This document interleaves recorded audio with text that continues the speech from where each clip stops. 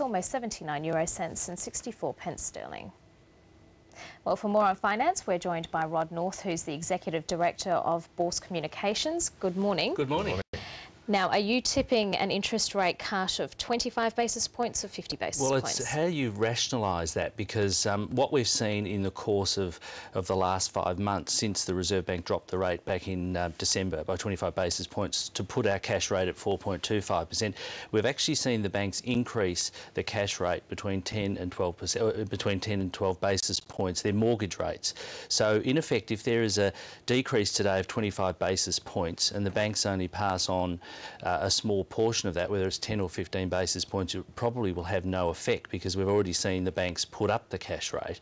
So I think if the Reserve Bank today wants to do what it's wanting to achieve, which is to stimulate the economy, it's probably going to have to put in a 50 basis point decrease today.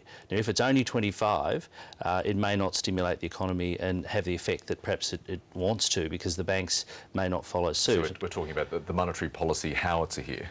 Exactly, that's right, because I mean, in the past, if the Reserve Bank put rates down by 50 basis points, generally it would be perceived that the economy needed a significant stimulant as a result of a crisis like the global financial crisis, where we did see that happen. But in this particular instance, we've got a significant disconnect in what the banks will actually do as a result of that. So if it's only 25 basis points today, it might need to be another 25 basis points next month. So I suppose if you want to stimulate the economy and get things moving along, you probably should go for a 50 basis point. So that's what I'm tipping should happen.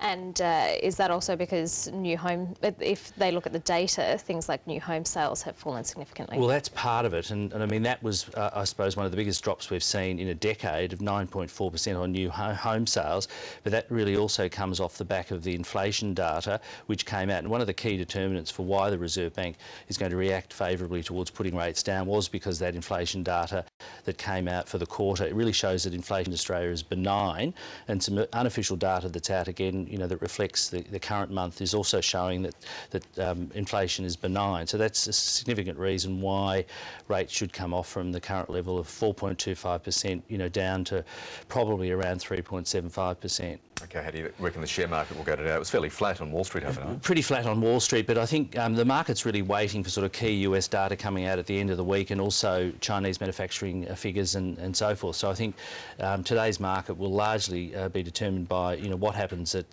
2 o'clock when we hear from the Reserve Bank, and I'd say it's going to be a pretty flat market today.